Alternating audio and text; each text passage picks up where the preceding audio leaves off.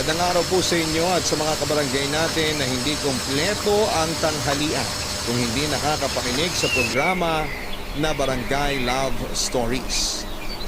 Gusto ko lamang pong sabihin na isa ako sa mga libo-libo ninyong listener na nung una ay aminadong tahimik lang at kontentong nakikinig sa mga umi-air ninyong istorya. Pero hindi nagtagal ay nakita ko na lamang ang sarili kong aktibong nagbibigay ng payo at komento sa mga tampok ninyong kwento sa live at online para sa mga kabarangay natin na nangangailangan nito. Yun din po ang dahilan kung bakit ako nag-decide na sumulat sa inyong istasyon. Pero bago ko po umpisahan ang kwento ko ay gusto ko po munang sabihin na may pagkasensitibo ito at may ilang detalye akong babaguhin para na rin sa privacy ko at ng mga taong sangkot dito.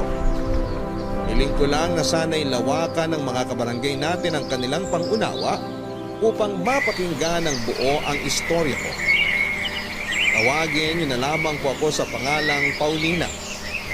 Taga Pasig, 30 years old, may 5 anak. At kinakasama ng pangalan ay Dado.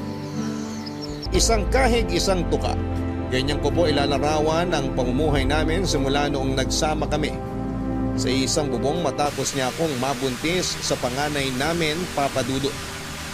Tapos ay taon-taon na akong nanganganak. Kaya naman mas lalo kaming nalugmo sa putikan at kahirapan. Mabait naman po si Dado, nagtatrabaho siya bilang truck driver sa isang planta sa Rizal. Pero napakababa po ng kanyang sinasahod. Pareho po kaming laki sa hirap. Ulila na siya sa mga magulang at tanging ate na lamang niya ang bubuhay sa kanilang magkakapatid noong araw. Elementary lamang po ang tinapos ni Dado samantalang ako ay nakatungtong naman sa high school. Kubong Danao sa Cebu po ang pamilya ko, Papa Dudo. Doon ako pinanganak at lumaki bago ako sumama sa tiyahin ko sa Maynila para sana mamasukan ng trabaho. Bago ko po nakilala si Dado ay serbedora ako sa karinderya at lugawan ng tiyahin ko. At madalas na doon kumakain ng kinakasama ko kaya nagkakilala kami. Nauwi sa ligawan ng simple naming pagkakaibigan na aminin kong nung una ay ayaw ko. Kasi hindi pag-aasawa o pagbo-boyfriend ang priority ko. Gusto kong magtrabaho ng mabuti para makaipon ng pera at makapagpadala sa mga magulang ko na naiwan sa Cebu. Dalawa kasi ako sa 7 magkakapatid. At maliliit pa ang mga sumunod sa akin. Pero aminado ko ako na nadala ko sa matatamis na salita ni Dado at naging mapuso kaya nakumbinsi niya akong sagutin siya. At sa huli pumayag akong isuko sa kanya ang bataan.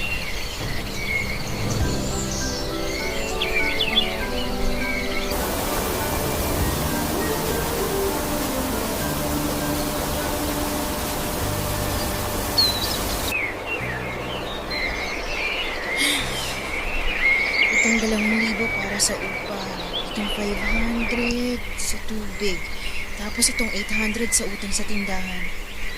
Pero kulang pa rin pala. Paano kaya to? Hi baby ko! Mwah! Dado, ano ba? Kita mo na may ginagawa yung tao eh. Bakit ang sungit mo? Kinis ko lang naman yung baby ko. Hindi na ako baby. Tsaka tigil-tigilan mo kapag tawag-tawag sa akin ha? Sungit talaga. Ano na naman bang kasalanan ko? Sige nga. Tinatanong mo pa ha?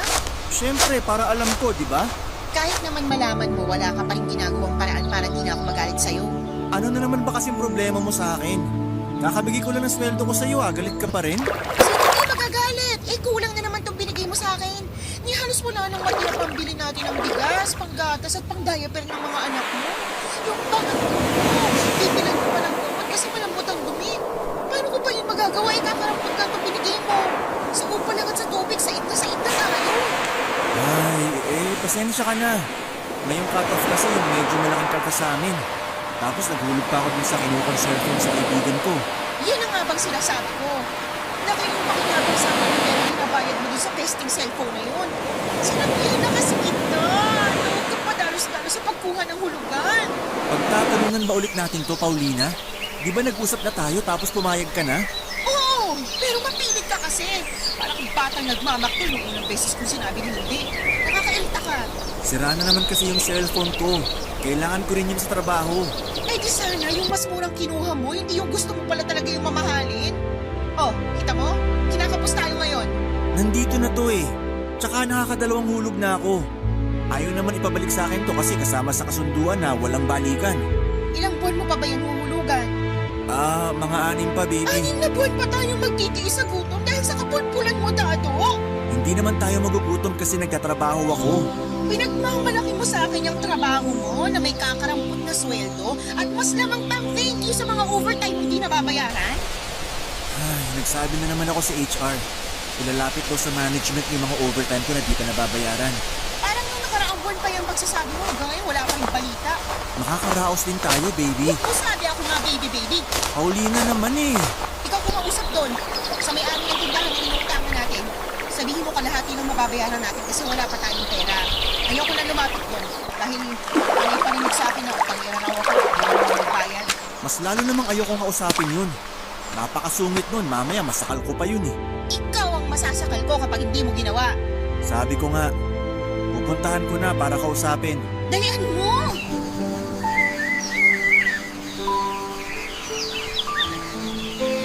Tulad ng sinabi ko, mabait si Dado. Hindi niya ako kailanman sinaktan o pinagsalitaan ng masama at masakit simula noong nag-live-in na kami. Mahal na mahal po niya ako, Papa Dudo. At mas lalo kong naramdaman ang pag-ibig niya sa akin noong nagkaanak kami. Kaya lang ay masyado siyang mainit sa kama dahilan para magkasunod-sunod ang mga anak namin. Katwiran niya sa akin noon ay mas marami, mas masaya. Akala ko ay totoo yun hanggang sa maranasan naming magutuman ng mga anak niya dahil sa mababa, kulang at minsan ay delay niyang sa akin. Ilang beses na rin ako noong nagmakaawa sa mga kapitbahay namin para lamang makautang ng pera upang maibili ko ng gamot ng mga anak ko noong minsang nagkasakit sila. Kung wala akong mautangan, sa center ang punta ko, Papa Dudut, para manghingi ng libreng gamot. Maraming beses din niyong napagsalitaan kami ng hindi maganda ng may-ari ng tindahang inuutangan namin. Kasi abot na raw po sa kabilang barangay ang listahan namin. At nagbantang irereklamo na kami kung sakaling hindi pa kami makakapagbayad kaagad. Simula magkaanak kami ni Dado ay hindi na po ako nakapagtrabaho, Papa Dudut. Sino ba namang nanay ang magagawa po yun nauubos na lang ang oras ko sa pag-aalaga ng mga anak namin. Yun po ang malimit kong reklamo kay Dado kasi kahit gaano ko kamahal ang mga anak namin, marating po talaga yung punto na nabuburyong ako. Napapagod at naiiyak na lamang sa sulok ng bahay namin, lalo na kapag sabay-sabay silang nagtatantrums. Wala naman po akong maiwanan sa kanila kasi nasa probinsya ang mga magulang ko at ayoko na po silang idamay sa kapalaran ko. Galit naman sa akin ang tiyahin ko dahil inuna ko pa raw pong lumandi kaysa magtrabaho at mag-ipon ng pera. Sa kabilang banda ay maraming nagsasabi na maswerte na ako kay Dado kasi mahaba ang pasensya niya. Mahinahon at hindi ako sinasaktan.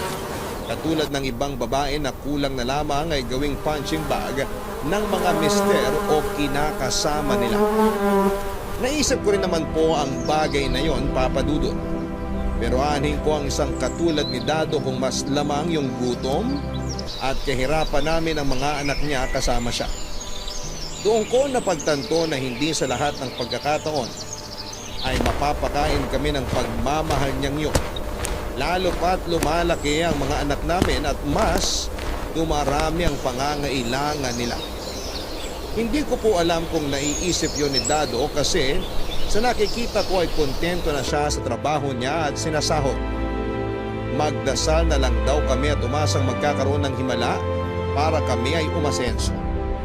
Kaya hindi niyo ako masisisi kung lagi akong galit sa kanya at mainit ang ulo. Relihiyoso po si Dado. Linggo-linggo siyang nasa simbahan ng Antipolo para magdasal at mamanata. Ako naman ay hindi masyadong palasimba pero naniniwala ako sa Diyos. Kaya lang dahil sa sitwasyon namin, aminado akong mas lumayo ako sa Kanya. Kaya nga nang makilala ko si Aubrey, bagong lipat na tenant sa katapat naming paupahan, na hindi nagtagal ay naging close friend ko. At matapos kong makita na ibang-iba ang estado ng buhay niya, kasi single siya at walang responsibilidad, bukod sa sarili niya ay nagkaroon po ako ng kaunting inggit sa puso at pagsisisi. Nasanay asensado na ako kung wala lang akong kinakasamang mahinang dumiskarte o mga anak.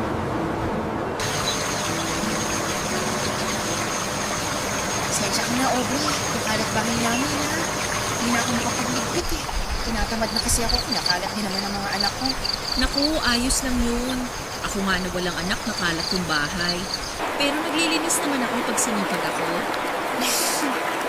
Buti ka nga may choice kasi wala ka namang anak. Hindi ka tulad ko. Baka naman na agad kami ni Dado. Ilang taon ka na nga ulit? 25 pa lang ako. Bata pa. Oo nga, pero di naman ako makapagtrabaho kasi sino mag-aalaga sa mga anak ko? Wala naman ako maiiwanan. Sa bagay, mahirap nang magbili ng mga anak sa ibang tao. Lalo sa panahon ngayon, maraming abusado. Kunwari, santa pero demonita pala. Marami akong napapanood na ganyan sa balita kaya nakakatakot. Oo, pero hindi naman yun ang pinoproblema ko kasi wala naman talaga kaming pera para kumuha na mag-aalaga sa mga anak namin ni Dado. Kapos na kapos kami. Daig pa namin yung mga manok na isang kaahig, isang tuka. Pero masipag naman kinakasama mo, di ba? Lagi ko nga siya nakikitang pumapasok sa trabaho. Swerte mo nga sa kanya kasi yung ibang lalaki dyan, napakabatugan. Nagpapalaki lang ng anes nila tapos sila pa may ganang manakit ng asawa o karelasyon. Masipag nga pero kulang sa diskarte. Aanin ko naman yung sipag niya kung kulang at mababa naman lagi yung sahod na binibigay niya sa akin. Alam mo, inggit nga ako sa iyo eh. Kasi buti ka pa. Nakukuha mo pang magpariban ng buhok. Tingnan mo buhok ko, sabog na, pangit pa. Hindi na madaan sa conditioner tapos bihira pang nasasayaran ng shampoo. Hindi naman halata, okay lang yan. Saka huwag kang mainggit sa akin. Kung gusto mo, ipapasok na lang kita sa racket ko. Para naman may pampariban ka ng buhok. May pampasalon ka pa. Saan? Doon sa pinapasukan mong call center? Ayoko, hindi ako masyado marunong mag-English. Baka interview pa lang, pumalpak na ako, nakakahiya. Di naman yun kung ayaw mo. Racket nga, di ba? Bukod kasi doon, may iba pa akong trabaho. Talaga? Baka naman masama yan, ha? Gaga, walang masama sa ginagawa ko, no? Saka alukin ba naman kita ng racket kung ipapahamak lang din kita? Mabuti na yung nagkakaintindihan tayo, lalo maliliit pa mga anak ko, Aubrey. Kaya nga gusto ko kang tulungan kasi maliliit pa ang mga anak mo. Yung kikitain mo rito, pwede mong ipambili ng pangangailangan nyo. Lalo na sabi mo, madalas kayong kapusin sa sweldo ni Dado. O sige, pero ano bang racket yan? Basta, promise mo muna na hindi mo ako i-judge tapos magkaibigan pa rin tayo pag nalaman mo, ha? Sabihin mo na. May sugar daddy ako. Ha? Sugar daddy? Oo, nakilala ko online. Tapos, binabayaran niya ako kapalit ng mga sinisend kong video ko sa kanya. Hindi ba yun masama? Hindi Saka, nasa tamang edad na ako at pumayag naman ako sa gusto niyang mangyari. Sabi niya sa akin, kung may kilala pa raw ako, baka gusto kong yayain. Madali lang naman ang gagawin. Magpapadala ka lang ng sexy video mo. Hindi kailangan kitang mukha. Tapos ayun na, instant money. Palagay mo kaya ko yan? Kayang-kaya mo yan. Insecure ako sa katawan ko eh. Paano kung di naman ako ganun ka-sexy? Sexy ka.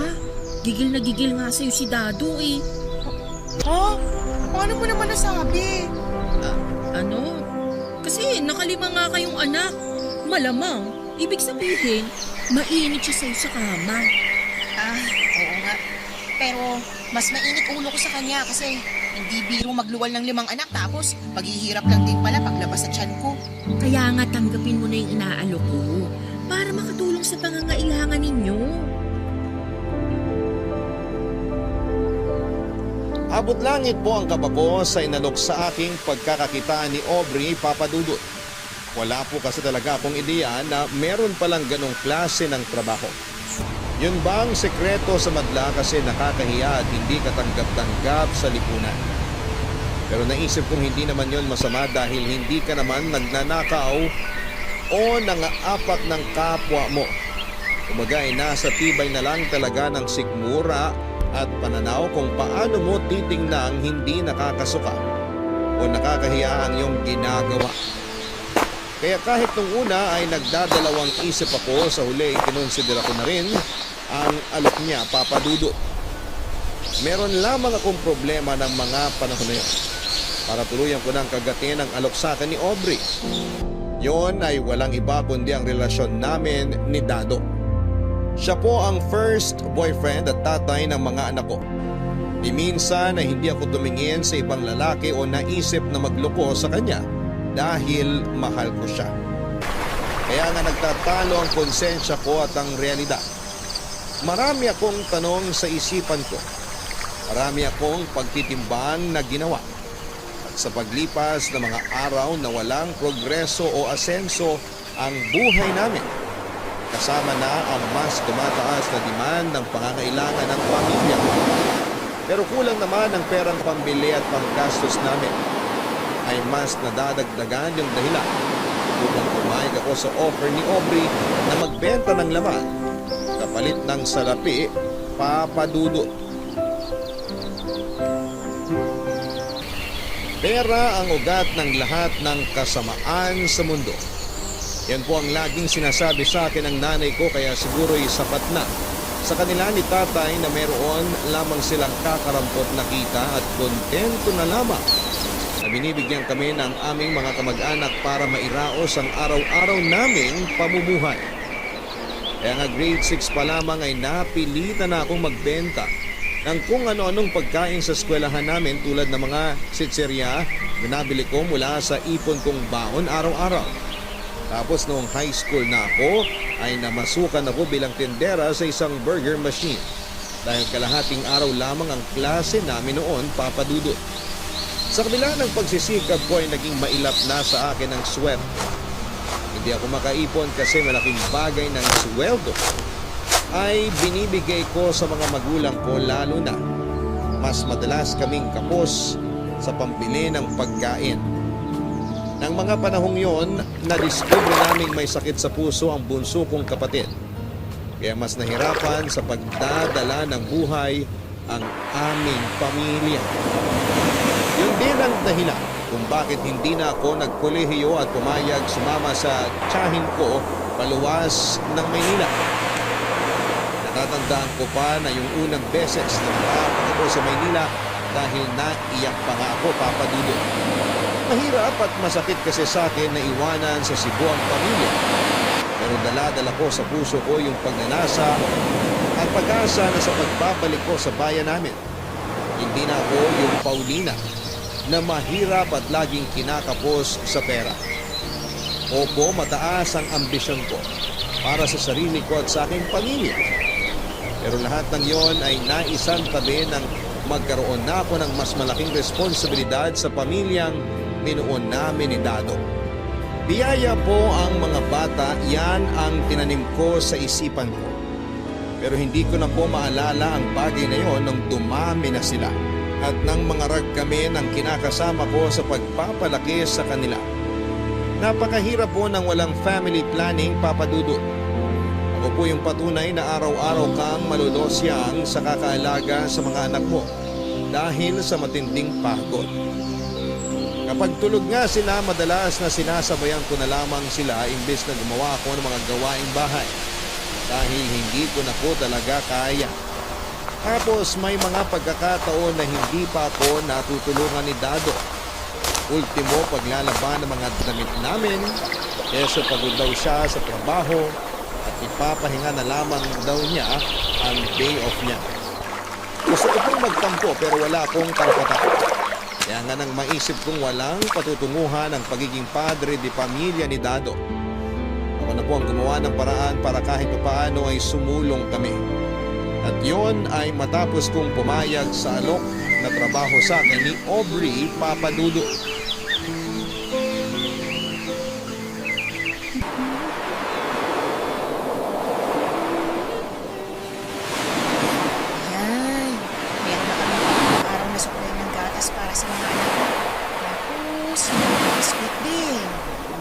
nililipasan ng luto.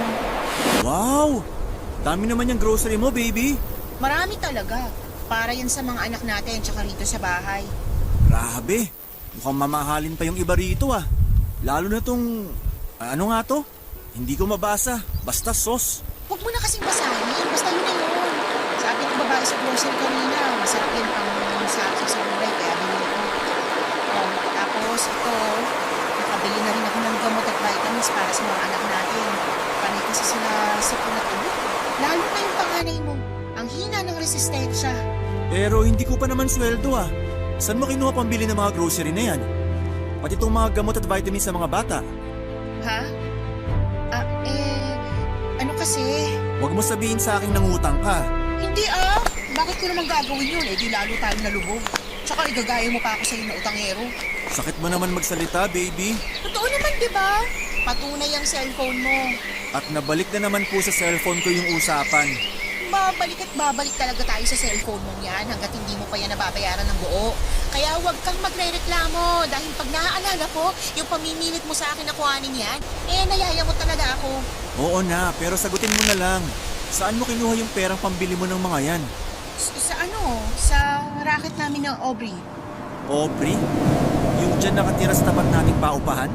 Oo, siya nga. Si Aubrey. Close pala kayo? Oo, bakit? Wala lang. Akala ko kasi hindi siya lumalabas ng lungga niya eh. Bihira ko lang kasi siya makita. At bakit gusto mo siyang makita, ha? Wala namang dahilan, baby. Panggabi sa call center si Aubrey, kaya malamang tulog siya pag-araw. Okay, pero ano yung sinasabi mong racket mo? Ano? Nag-online selling siya ng mga damit tsaka bag.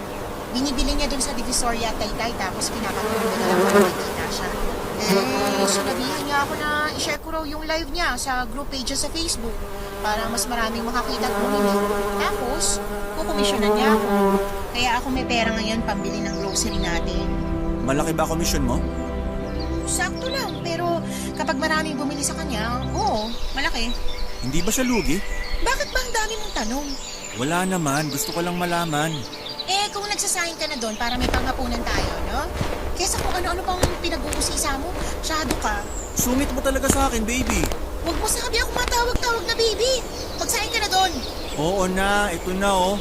Magsasaing na po, kamahalan.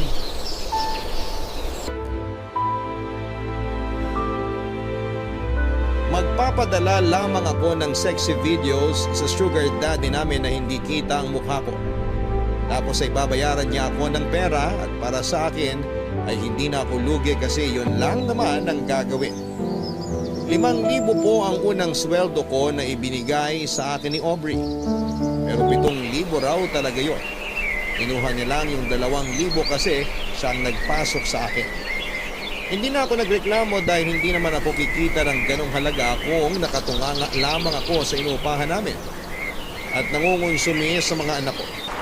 Kung tatanungin ninyo ako kung paano ko yon ginawa ay hindi ko na po masyadong idedetalye. Pero syempre palihim at patgo. Minsan pagtulog na ang mga anak ko at nasa trabaho si Dado. Pumupunta ako sa inuupahan ni Aubrey para doon mag-record. Siya rin kasi ang nagpapadala ng mga videos ko, Papa Dudo. Malaki po ang tiwala ko sa kaibigan kong yun na hindi niya ako ipapahamak. Literal na pumakapit ako sa pagaling. Pero inspirasyon ko naman dito ang mga anak ko. Kumbaga, hindi ko lang ito ginagawa para sa sarili ko dahil pamilya ko ang pangunahing rason kung bakit ko pinasok ang ganitong klase ng trabaho. Sabihin nyo lang wala akong bait sa sarili pero mas masisiraan ako ng ulo kapag patuloy kaming malilipasan ng gutom. Dahil lang sa wala kaming sapat na salaping pambili ng makakain. Kaya nga masayang masaya ako. Noong nagtuloy-tuloy na ang aking kita dahilan para unti-unti ay mas makaluwag-luwag kami sa pera at mabili ko na ang pangangailangan namin.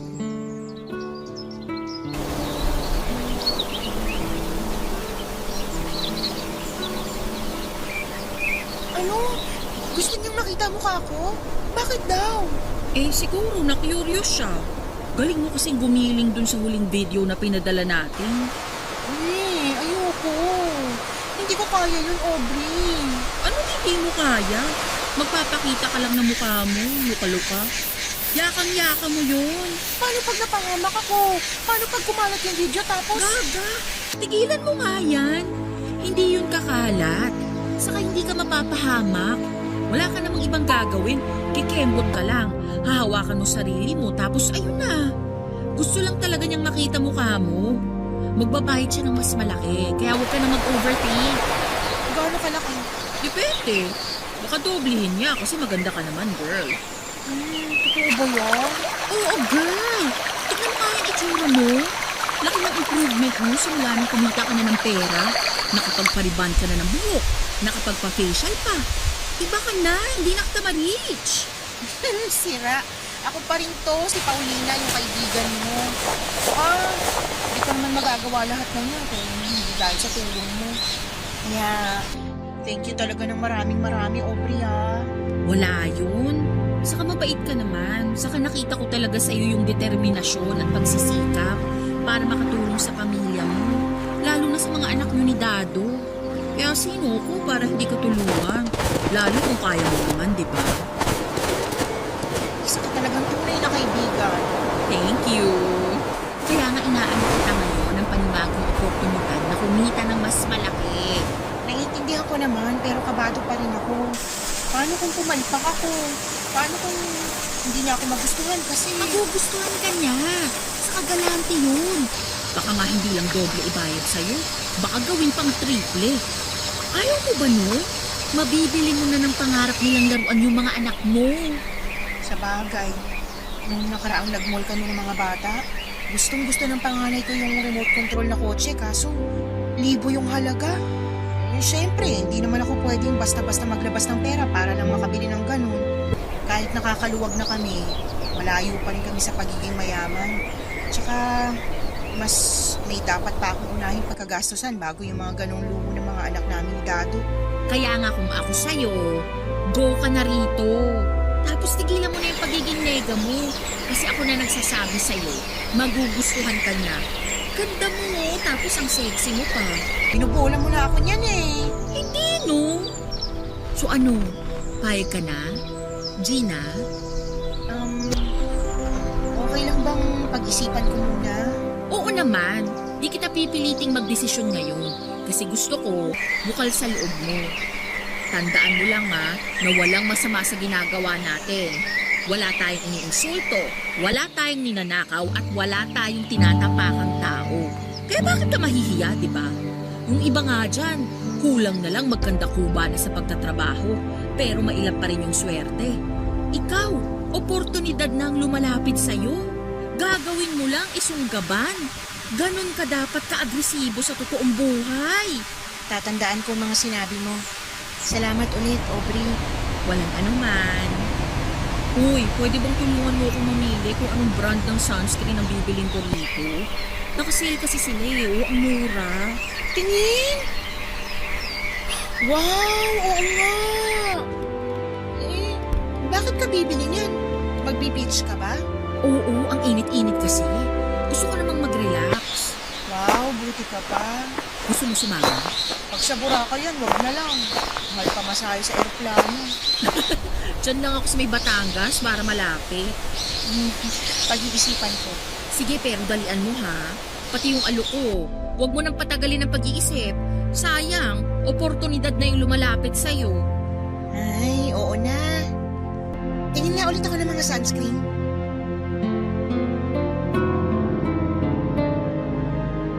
Ang tao ay walang kakontentuhan hanggat meron siyang ambisyon sa buhay. Totoo po yun, Papa Dudo. Nang wala na akong masyadong kinokonsidera para mapapayag ni Aubrey sa gusto ng sugar daddy namin, hindi ko na inisip ang komplikasyon na kaakibat noon dahil mas matimbang sa akin ang dagdag na bayad sa kanyang magpakita na ako ng mukha sa mga videos ko. Saka ginagawa rin yun ni Aubrey at ayos lang naman siya. Kumbaga wala namang nangyayaring masama sa kanya kaya naisip kong huwag na akong masyadong mag-alala. Tulad nga ng pangako sa akin ay nadagdagan ng perang kinikita ko nung magpakita na ako ng mukha sa sugar daddy namin, Papa Dudo. Pero dahil sa nangyari ay mas naging maingat akong matuklasan ni Dado ang pinaggagawa ko. Alam ko magagalit siya sa akin ng gusto at mandidiri at baka hiwalayan niya ako. Kahit papaano, ayoko masira ang pamilya namin at mahiwalay sa akin ang mga anak ko. Kaya nga kahit doble-doble yung kaba ko sa trabahong pinasok ko, tripling pag-iingat din ang ginawa ko, Papa Dudut. Nandyan yung namili na ako ng mga ukay-ukay na damit at mga bags na kunwari binibenta namin ni Aubrey online. At sa tapat ng inuupahan niya para lamang hindi isipin ni Dado na nagsisinungaling ako sa kanya tungkol sa source of income ko. Doon ko po napatunayan na napaka-uto-uto ng kinakasama ko kasi madali ko siyang napaniwala. Kaya nagtuloy-tuloy po ang gawain kong yun hanggang sa muli na namang mag-request ang sugar daddy namin, pero nung time na yon ay nagdalawang isip na ako. Gusto niya kasing magpadala ako ng video na may kasamang lalaki habang may nangyayari sa amin, Papa Dudut. Hindi ko po kayang sikmurain yung isipin na may ibang lalaki ang kakama sa akin bukod kay Dado, Papa Dudut. Ang pagkatapos sabihin ni Aubrey sa akin ang gustong mangyari ng sugar daddy namin, nabutan po talaga ako ng gusto. O kasabay noon ay ang pagbabanta niya na i-dispatch ako sa pamamagitan ng hindi pagkuha sa akin bilang alaga niya at pagbabayad sa mga videos na pinapadala ko. Mas natakot po ako na mawala ang pinagkakakitaan ko, lalo na nag-uumpisa pa lamang akong mag-ipon ng pera na lingid sa kaalaman ng kinakasama ko. Nag-open kasi ako ng bank account at doon ay pinapasok ang perang kita ko para ipunin, Papa Dudut. O doon, masaya rin ako dahil nakakapagpadala na ako sa pamilya ko sa Cebu at natutulungan na rin sila sa pang-araw-araw nilang pangangailangan. Kaya nga kahit nakakatakot noong una, ay hindi ko malulong yung realidad na kailangan kong gawin ang bagay na pinapagawa sa akin, ay pumayag na rin ako. Kasama ko si Aubrey nung unang beses naming inirecord ang video ko na kahalikan ko ang isang lalaki. Tapos ay doon na nga po may nangyari sa amin. Pagkatapos noon ay naligo kaagad ako at nagkuskus ng katawan kasi pakiramdam ko ay napakarumi kong babae. Magal din po ako ng isang oras sa paliligo na hindi ko naman malimit gawin. Masigurado ko lamang na nawala na sa katawan ko ang laway at amoy ng lalaking pinayagan kong galawin ako alang-alang sa mas malaking pera. Pero lahat ng hiya at pandidiri ko sa aking sarili ay nawala noong matanggap ko na ang tripling halaga ng bayad sa akin kapalit ng naturang video, Papa Dudut. Sa huli nasanay na lamang ako at mas naging confident sa performance ko. Masaya ko kasi natutuwa sa akin ang sugar daddy namin, kaya dinadagdagan niya ang binabayad niya sa akin.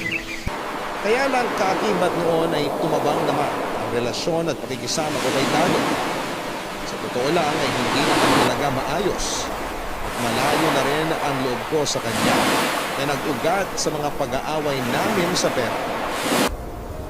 Pero mas lumala yung pagiging mailap ko sa kinakasama ko nang makaranas na ako ng ibang lalaki sa kama.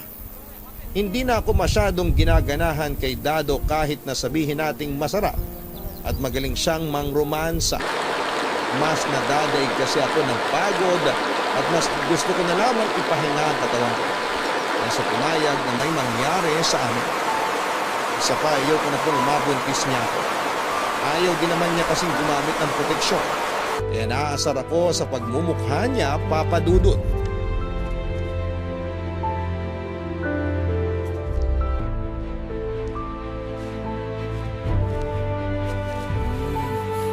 Baby, ano ba? Pakis lang eh. Anong pakis? Ayoko nga sabi. Baka magising yung mga anak natin. Kaya ano naman, para ikaw magpatulog sa kanila kung ayaw mo pa matulog. Paulina naman. Ano bang klaseng ugali yan? Para ka namang ewan eh. Wow! Ako pa talaga yung parang ewan ha. Kumusta ka naman kaya? Naglalambing lang naman yung tao. Yan. Yan ka na naman sa palusot mo. Naglalambing tapos ano? Mauuwi na naman sa bubuntisin mo ko, ganon? Anong masama doon? Magkarelasyon naman tayo. Masamang masama yun para sabihin ko sa'yo, Dado. Hindi kita maintindihan. Ano bang pinagsasasabi mo? Hindi ko alam kung talagang pinanganak kang mahina po make-up o talagang bobo ka lang. Makinig ka ha. ipapaliwanag ko para maintindihan ng tungkol na katulad.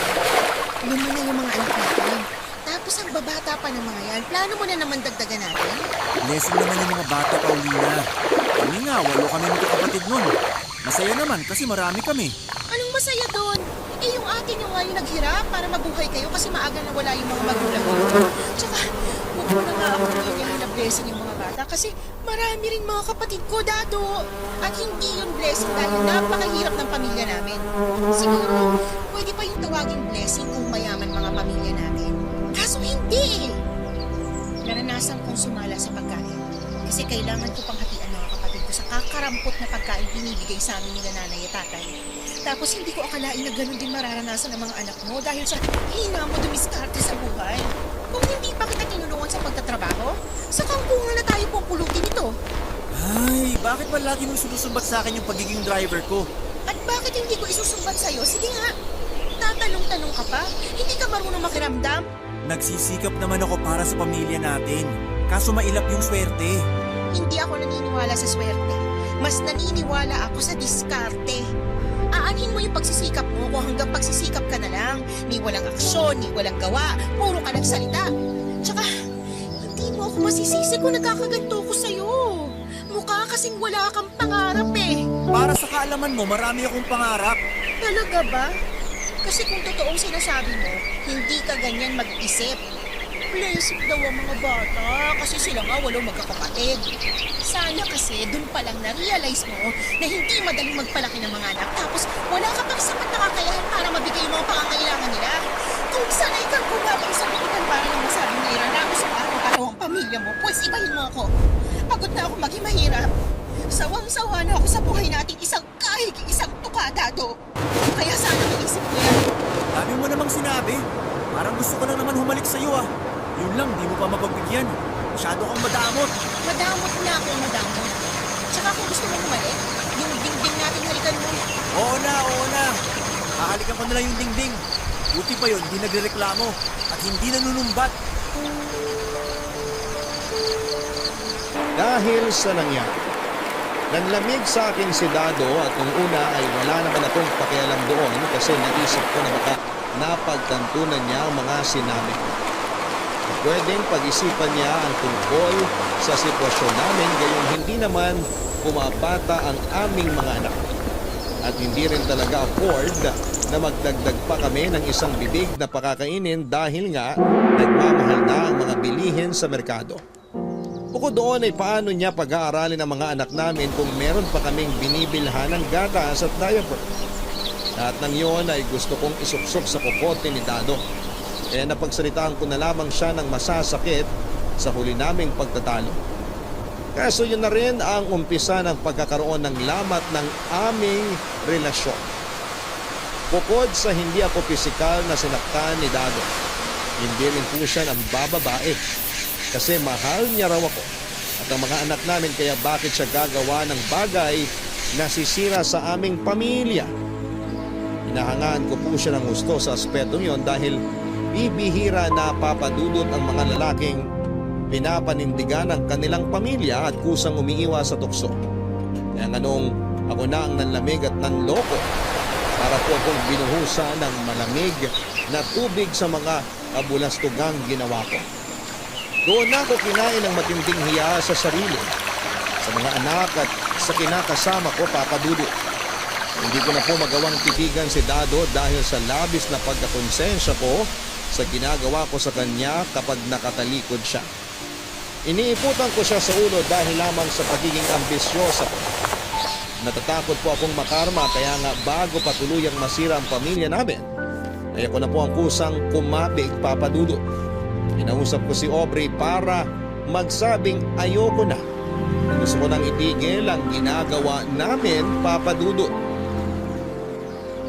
Gaga ka ba? Gaganyan akong gaga pero sigurado mo ko. Ayoko na. Gusto ko na tigilan itong ginagawa natin. Ikaw lang yung titigil. Huwag mo akong idamay dyan. O sige, ako lang pala. Pero nakakainis ka pa rin. Kasi kung kailan ayos na, kung kailan malaki na ang kita mo rito, saka mo pa talaga naisip yan? Hindi ka ba nakikinig sa akin? Nakukonsensya na ako sa ginagawa ko ito kay Dado. At kailan mo pa naramdaman yan, Aber? Basta, Imposible naman na nagising ka na lang isang umaga tapos nakonsensya ka na bigla. Hoy, para sabihin ko sa'yo, hindi ka na malinis na babae. Walang magbabago kahit itigil mo pa yung ginagawa mo. Kasi nagawa mo na. Nagkasala ka na kay Dado. Kasi may nangyari na sa inyo ng ibang lalaki. kaya nga gusto ko nang tumigil. Oo, hindi na ako malinis dito. Alam ko naman yon. Wala na akong plano linisin pangalan ko, pero ayoko nang dagdagan yung mga kasalanan ko kay Dado. Sana naman maintindihan mo, Aubrey. Pinipilit ko pero hindi ko pa rin talaga gets. Bakit ba kasi? May nangyari ba sa inyo ni Dado? Nanlalamig na siya sa akin. Nagsimula yun nung ilang beses ko rin siyang tinanggihan sa kama. Natatakot ako na baka mababae siya kapag nagpatuloy pa yung ganito. Kasalanan mo naman pala bakit ganun si Dado sa'yo eh. Bakit kasi hindi mo pa siya pinagbigyan? Huwag mong sabihin na mas nasarapan ka na sa ibang lalaki na kumama sa'yo kaysa sa karelasyon mo. Hindi naman sa ganun, pero... Ganun na rin yun. Hindi ka pa. Lokohin mo lelang mo, Paulina. Kaya nga, ayoko na. Please, Aubrey. Sana maintindihan mo. Huwag mo nga akong madaliing intindihin yung baluktot mong katwiran kasi naiinsak sa'yo. Bakit ba kasi? Ayaw mo nun? Masasolo mo na yung sugar daddy mo. Pag wala na ako, mas malaki kikitain mo. Palagay mo sa akin. May iba akong trabaho, Paulina. Hindi ako katulad mo na ginawang main source ng income yung dapat racket lang. Naaalala ko dati, game na game kasi ginagawa natin tapos ngayon. Ay, ewan ko sa'yo. Masyado mong pinapairal yung emosyon mo. Ayoko lang tuluyang masira pamilya namin. Mahal ko si Dado. Mahal ko ang mga anak namin. Palibasa, hindi mo alam yun kasi wala ka namang asawa at mga anak. Ah, ganon. Paano mo sabihin ko sa'yo na hindi ko kailangan ng asawa o mga anak para maging masaya?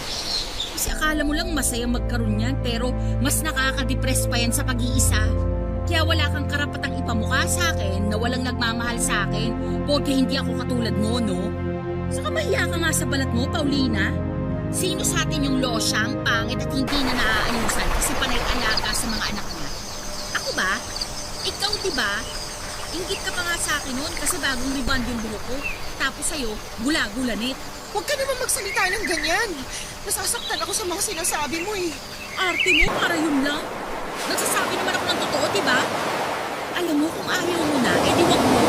Basta wag na wag kang lalapit sa akin para bigyan ka ulit ng racket kasi hindi na talaga kita papansinin. Ayoko sa lahat ng maarte at nagmamalinis na katulad mo. Check!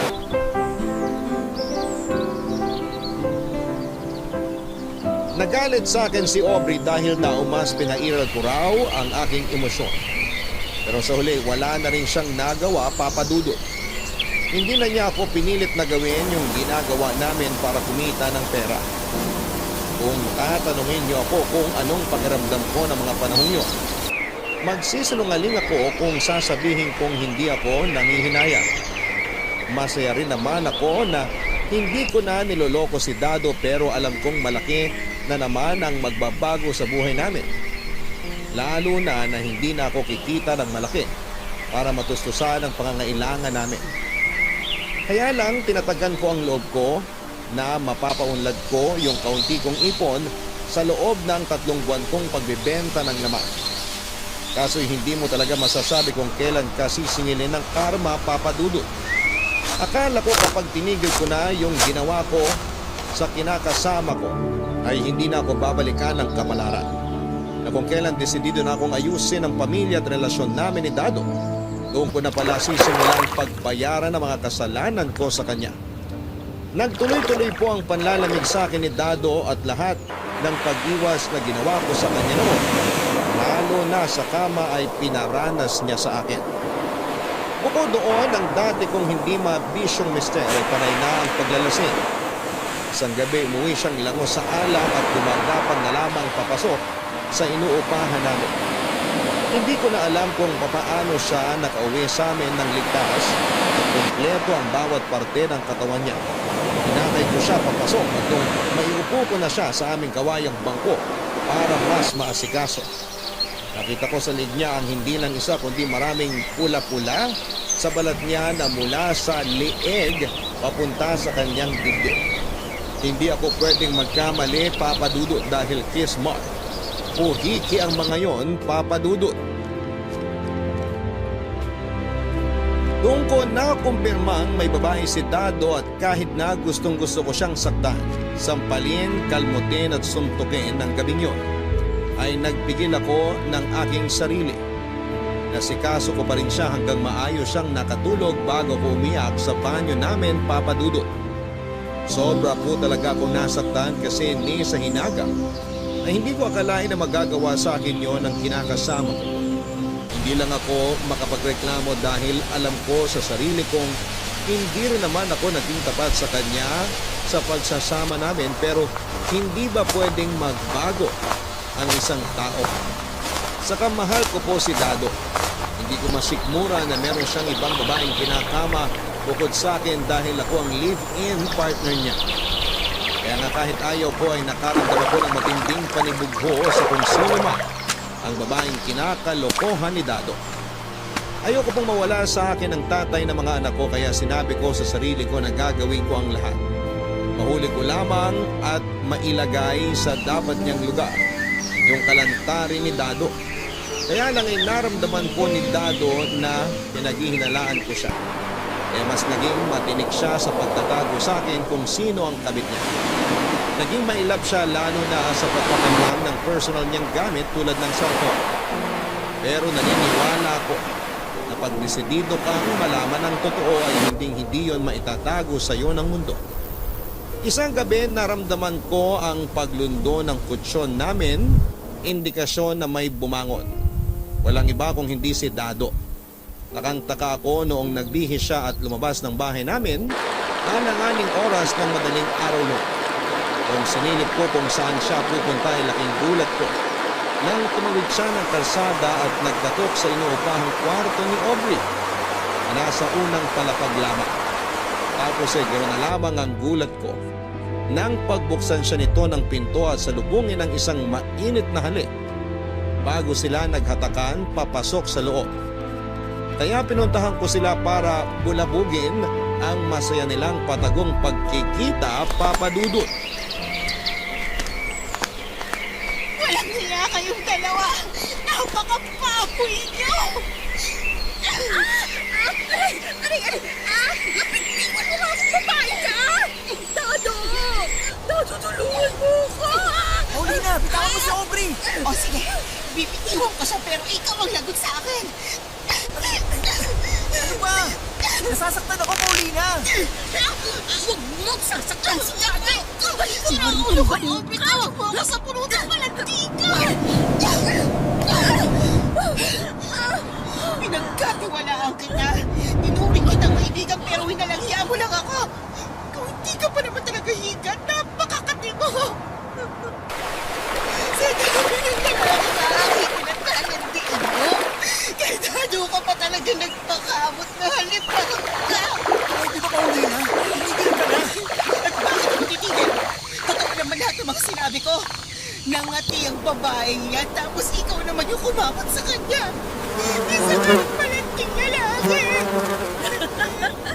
Kung makapagsalita ka, akala mo kung sino kang malinis? Baka nakakalimutan mo na may hindi ka pa sinasabing kasalanan mo kay Dado. Aubrey, Ano yun? Anong kasalanan yun? Yung babaeng yan kasi, kapal na mukhang insultuhin ako dito sa pamamahay ko. Alam ka namang hindi ako gumante, di ba? Ano, Paulina, handa ka na bang malaman ni Dado yung totoo? Kasi kung hindi pa, wala akong pakialam doon. Mahala ka na. Total, sinampal mo na ako. For sure magkakapasatong maganda kong mukha kinabukasan. Tapos kung ano na rin masasamang salitang sinasabi mo sa akin, na akala mo hindi mo rin ginawa. Ano nga kasi yung ginawa ni Paulina? Sabihin mo na, Aubrey! Iniputan ka lang naman sa ulo ng magaling mong kinakasama. Ano? Totoo ba yung sinasabi ni Aubrey? Dado, kasi ganito yun. Kung gano'n, totoo nga! Oo, pero nagawa ko lang naman yun dahil sa pera. Anong dahil sa pera pinagsasabi mo? Teka, huwag mong sabihin talaga yung totoo yung racket ni Aubrey. Kaya malaki ang kita nyo. Kasi hindi talaga ako kumbinsido na ganun yung kitaan sa pagbebenta niya ng damit at mga bag. Hindi ka. Saka hindi talaga kami nagbebenta ng mga damit at bags, no? Palusot lang yun ni Paulina para hindi mo siya paghinalaan. Ewan ko pa naman sa'yo. Hindi ka kaagad nagduda. Naisip ko tuloy na baka gusto mo marakit yung partner mo. Kaya hinayaan mo na lang siya. Manahimik ka, Aubrey. Hindi ko kailangan ng opinion mo rito. Bakit sa akin ka nagagalit? Wala naman akong ginawang masama rito, ah. Ano walang ginagawang masama? Eh nilanti mo nga si Dado, lintik ka. Magagawa ko kung siya lumapit sa akin. Nananahimik ako rito. Saka ikaw dapat ang sisihin. Kasi hindi mo na pinapayagang makaskor sa'yo yung pinakasama mo. O ayan, naghanap tuloy ng iba. Kapal talaga ng mukha mo. Mas nakatalang mukha mo, oy! Paulina, hindi pa tayo tapos ha. May kasalanan ka pa sa akin. At ikaw, walang kasalanan? Hoy, Dado, kung akala mo papatalo ko sa mas mali ka. Huwag kang umakto na akala mo ikaw biktima rito. Sama-sama mo ka. Hindi ka na napagbigyan, lumanti ka na. At sa dinami-dami ng lalanting mo, si Audrey pa talaga. Bakit? Kung hindi si Aubrey, ayos lang sa'yo na ibang babae? Katulad ng mga mo sa ibang lalaki? Manahimik ka, demonyo ka. Halo-halong senaryo ang naglaro sa isipan ko noong maaktuhan ko. Ang kababuyang yon, kaya naman hindi na ako nagtsinelas na lumabas sa pinto ng bahay na inuupahan namin at nagmarcha patungo sa kinakaroonan nilang dalawa. Hindi na nga nila na ikandado ang pinto dahil sa sobrang pananabik nila sa isa't isa. Kitang-kita ko kung paano nakalingkis na parang ahas si Dado kay Aubrey. Abang kulang na lamang ay lunukin nila ang dila ng isa't isa. Agad po na nagdilim ang paningin ko kaya naman hindi na ako nakapag-isip ng matino. Sinugod ko na sila para paghiwalayin. Diring-diri ako sa mga pinaggagawa nila sa akin pero mas nanaig po yung matinding galit at buo. Pakiramdam ko, ako yung iniputan sa ulo at ako lamang yung biktima sa aming tatlo ng mga panahon yun. Pero matapos sabihin ni Aubrey sa pagmumukha ni Dado ang mga pinaggagawa ko na hindi niya alam, ay noong ko lang nakita kung paano ako pinandirihan at tignan na para bang napakababa kong uri ng nilala ng mismong lalaking mahal ko, Papa Dudo. Sobra-sobra yung hinanakit ko sa nangyari. Galit na galit ako kay Aubrey at kulang na lamang ay balatang ko siya ng buhay dahil sa kakatihan at kalandian niya. Hindi ko alam na matagal na pala siyang nakaabang kay Dado kaya hindi ko akalain na tatraydo rin niya ako. Napakasama niyang tao at wala siyang pagpapahalaga sa pagkakaibigan namin. Durog na durog po ako ng mga panahong yun, Papa Dudo. Iyak ako ng iyak at ayokong kausapin si Dado pero wala po akong lakas ng loob na makipaghiwalay sa kanya. At ipaubaya na lamang siya kay Aubrey. Ayokong lumabas na malaking talunan pag nagkataon. Pero hindi ko naman pwedeng alalahanin ng matagal yung nararamdaman ko dahil may mga anak kami. Kailangan ko pa rin isipin at alagaan ang mga bata dahil responsibilidad ko yun bilang nanay nila. Kaya ngayon ko na lamang si Dado sa pakikiapid niya kay Aubrey dahil napagod na akong magalit sa kanila, Papa Dudo. Opo, sa huli ay sumuko rin ako. Tinanggap na yun na ang karma ko.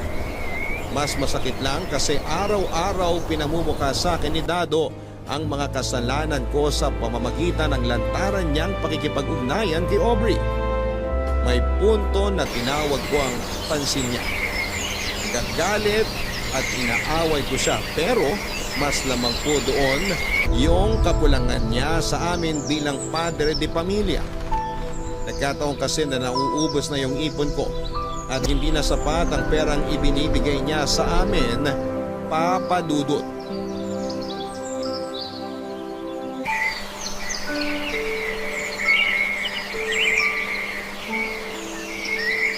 Sensya ka na kung yan lang sinuweldo ko ha. Gastos ko kasi nitong nakaraan. Magkasyahin mo na lang muna para sa mga gastusin ng mga bata. Ano pa nga bang magagawa ko? Nandito na to. Wala naman akong choice.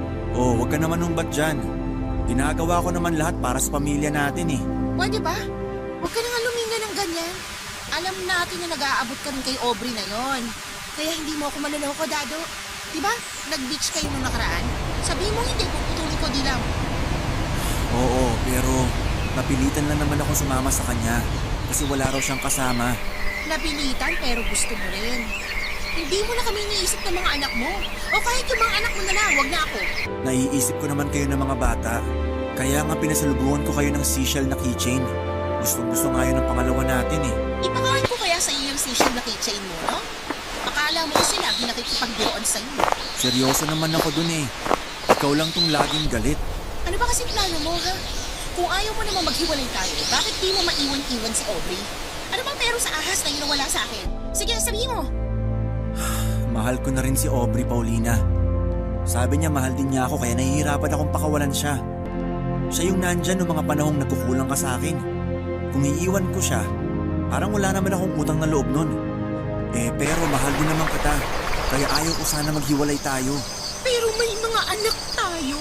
Dapat mas mahal mo sila kaysa sa amin ni Aubrey. Huwag mo naman akong papiliin oh. Hindi ko kasi kaya. Para kang di lalaki. Ano na lang iisipin at sasabihin ng mga anak natin pag lumaki sila na dalawa kaming mahal mo, ganon? Pwede naman natin ipaliwanag sa kanila yung tungkol sa bagay na yun. Tsaka pwede ba? Huwag mo na munang alalahanin yun. Kasi maliliit pa naman mga anak natin. Anong wag alalahanin? Ayos ka rin talaga, no? Nakatikim ka lang ng ibang putahe na gustuhan mo na. Ikaw din naman, di ba? Pero inisip ko kayo ng pamilya natin. Kasi mahal ko kayo. Kung mahal mo kami, sa una pa lang di mo naisip na gawin yun. Alam mo, tama si Aubrey eh. Mukha kang pera. Pinagpalit mo kami sa pera ng mga anak mo. Wow! Kung makapagsalita ka, akala mo hindi ka na kinabang sa perang pinita ko, ah. Sarap na sarap ang kakain mo doon sa binili kong lechon kawali, fried chicken at supo gamit yung pera yun. Tapos ako pang sasabihan mo, mukhang pera? Huwag ka nga masyado nagpapaniwala dyan kay Aubrey. Nukno ka na sinungaling yung babaeng yan. Kasi kung totoong mukhang pera ako, sana nilayasan ko na kayo ng mga anak natin. Pero hindi eh. Nandito ako. Nananatili ako sa pamilya natin to kahit na ang sakit-sakit na, Dado. Hindi ko naman gagawin yung bagay na yun kung hindi dahil sa kakulangan mo bilang padre de pamilya.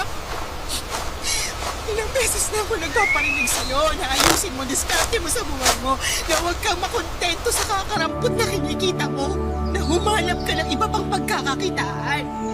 Wala akong pakialam kung gawin mong araw ang gabi, baka nakakalimutan mo na ikaw may gusto na magkaroon tayo ng maraming anak. Tapos kapag mo ng apog mong magdagdag ng palalamunin kasi blessing yung mga bata. Mahiya ka nga sa balat mo. Ang laki ng pagkukulang mo sa pamilya natin. Kaya nung gumawa ako ng paraan para mapunan mo, ganitong klase lang ng pang-iinsulto isusukli mo sa akin. May kalalagyan ka talaga sa impyerno. Doon, sa tabi ng trono ni Satanas. Kung sa bagay na yun ang gusto ko sanang pag-usapan natin, Paulina. Yung totoo, inalok ako ni Aubrey kung gusto ko raw bang maging alaga ng sugar daddy niya. Babayaran daw ako. Tapos may naisip si Aubrey para kumita tayo ng malaki.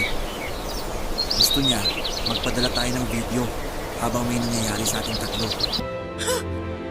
Ano ka mo? Nasisiraan ka na ba ng ulo? Sira na kung sira yung ulo pero desperado na ako. Mahal ko naman kayong dalawa. Kaya bakit pa ako maghahanap ng ibang babae? Pumayag ka na, baby. Para rin naman to sa mga anak natin eh. Pag nakaipon tayo, pwede na nating tigilan ginagawa natin. Ganun lang kasimple. Hindi yun ganun kasimple, Dado. Baliw ka na talaga.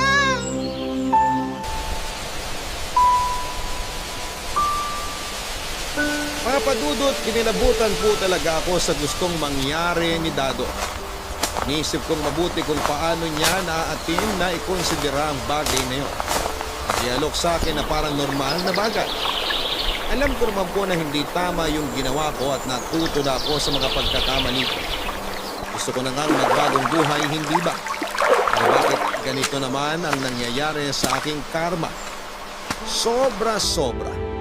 Hindi ko na po kaya, kumbaga durog na ako at ang sakit-sakit na.